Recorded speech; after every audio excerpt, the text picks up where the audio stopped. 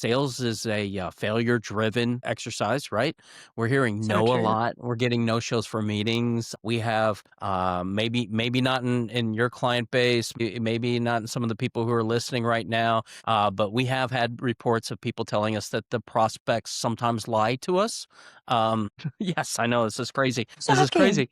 And so, you now if you're really looking at that objectively, you think, "Well, why on earth would you wanna sign up for something where people lie to you, they ghost you, like, cancel their commitments with you?" And that is someone who's hyper focused on what I would call the drama, because it is dramatic, right? Like, if I focused on someone telling me no and I let that reach the rest of my day, I'd be focused on a piece of drama, an emotional difficulty, right? I'd be focused on that missed appointment. I'd be focused on the drama of that. And what we find to be motivating, okay, because that's demotivating. If I focus on the drama, then that is demotivating. And so now what do I say to myself? Well, how do I get back out there? How do I get back on the horse? How do I make some appointments? Well, I got to pick up the phone. I got to go talk to people. These are all behaviors that I really don't want to do because now I've associated that with drama. You see how that works? And so this is why we get things like call reluctance and, that professional defensiveness that happens when maybe we do talk to a prospect and heck, we have I've seen salespeople that, maybe they have 10, 20, 30 years of experience, or at least that's what people tell us, that it's 30 years of experience.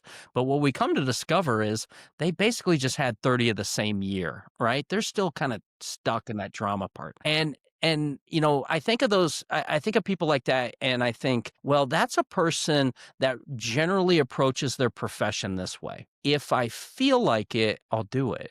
Right. And so if you just take something out of the salesperson's bag of tricks, well, one of the things we have to do, we have to prospect. And in some sales, we have to make the dreaded cold call, for crying out loud, right? I It's hard for me to find people who would really love to make phone calls, right? Or love to make cold calls, right? Most people don't, because it is that failure-driven business. But if you don't do cold calls or you don't do prospecting calls, well, what you're really telling the earth is, or the world, is that I'll do it if I feel like it. Trouble is, don't feel like it. So what we do is we change that dynamic, our perspective on that, and we change the focus. Because if we can take the focus from the drama to the data, okay, now what we find is that it actually creates more motivation.